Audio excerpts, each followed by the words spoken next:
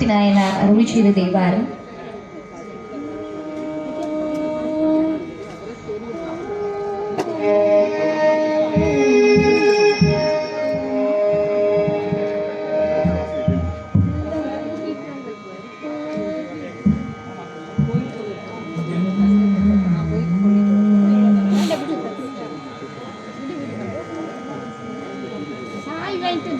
சுந்தரமூர்த்தி நாயனார் இறைவனோட கொண்டிருந்த உறவானது ரொம்ப அணுக்கமான ஒரு உறவுன்னு சொல்லலாம். அப்படி பார்க்கும் பொழுது அந்த உறவுக்கு இலக்கணமா தனக்கு வேண்டுங்கிற எல்லாவற்றையும் கேட்டார். ஞானசம்பந்தரும் கேட்டு பெற்றது போல, அந்த இடரனும் தளரனும் பாடி பெற்றது போல இவரும் கேட்டார். ஆனால் ஞானசம்பந்த பெருமான் எப்படி நீ கொடுத்தாலும் திருவருள், நீ கொடுக்கலைனாலும் திருவருள்னாரோ அப்படி இல்லாம சுந்தர பெருமான் ஒருபடி மேல போய் உரிமையோட உன்னை இல்லாம எனக்கு வேற யாரு கொடுப்பா, நீ கொடுன்னு பெற்ற ஒரு வல்லமை சுந்தர பெருமானுக்கு உண்டு. அப்படி பார்க்கும் பொழுது ஒரு முறை அவருக்கு தேவையான நெல்லானது எப்பொழுதுமே ஒரு நிலக்கிழாரானவர் குண்டையூர் கிழாருங்கிறவர் வழங்குவார். ஆனா பஞ்சம் காரணமாக அவருக்குமே நெல் வழங்கக்கூடிய ஒரு சூழல் அமையல.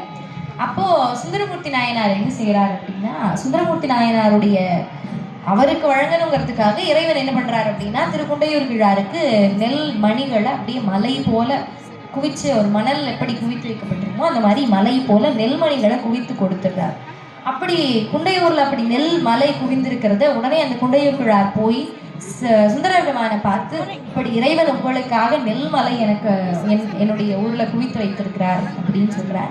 அந்த நெல்மலைய மூட்டையாக இருந்தா எடுக்கிறான், எப்படி அதை எடுத்துட்டு போக முடியுங்கிறதுனால சுந்தர பெருமானை கேட்கும் பொழுது அவர் என்ன செய்யறார் அப்படின்னா, அந்த குண்டையூருக்கு பக்கத்திலேயே இருக்கிற திருக்கோழிலி அப்படிங்கிற தலத்துக்கு போறார். அந்த கோழிலி தலத்துல இருக்கக்கூடிய இறைவனை வணங்கி, கொஞ்சம் நெல் கொடுத்தியே, அந்த நெல்லை அடித்து தரதுக்கு எனக்கு ஆலையும் கொடுத்துரு அப்படிங்கிற மாதிரி இந்த பதிகத்தை பாடுறார். அந்த பதிகத்தை பாடுறது போல இந்த இடத்துலையும் அவர் சொல்லும் பொழுது, என்னுடைய மனைவியான பறவையார் வருந்தரா, அவருடைய அந்த வருத்தத்தை தணிவிக்கிறதுக்காக நீ கொடுத்துருக்கிறார். இதே போல திருமுதுகுன்றம் அப்படிங்கிற தலத்துல பொண்ணை எல்லாம் வழங்கிட்டு, அந்த பொண்ணை நீ தூக்கிட்டு போக வேண்டாம், அந்த காசு பணத்தை எல்லாம் நீ எடுத்துட்டு போக வேண்டாம், இங்க இருக்கக்கூடிய இந்த குளத்துல போட்டேன்னா அங்க உன்னுடைய திருவாரூரை நீ போய் ஆத்துல எடுத்துக்கலாம் அப்படின்னு சொல்றாரு. இவரும் இறைவனுடைய திருவாரூரை குளத்துல போட்டு கொஞ்சோண்டு அந்த காசு தான் அப்படின்னு தெரியறதுக்காக கொஞ்சம் எடுத்துட்டு போறார்.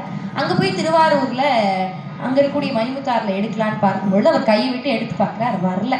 அப்போ அவருடைய மனைவியார் வந்து நகைத்து சிரிக்கிறாங்க, எழல் செய்யறாங்க. அது எப்படி குளத்துல நீங்க காசு போட்டு வந்தீங்களா, இங்க ஆத்துல கிடைக்குமா, அது எப்படி அப்படின்னு சொல்லி சிரிக்கிறாங்க.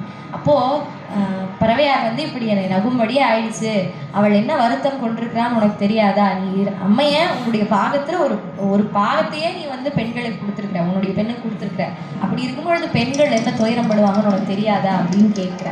அந்த மாதிரி இறைவன் மீது கொண்டிருந்த அந்த உரிமையால அவர் நிறைய பாடுறார். அப்படி இந்த பதிகத்திலையும் அவர் பாடுறார்.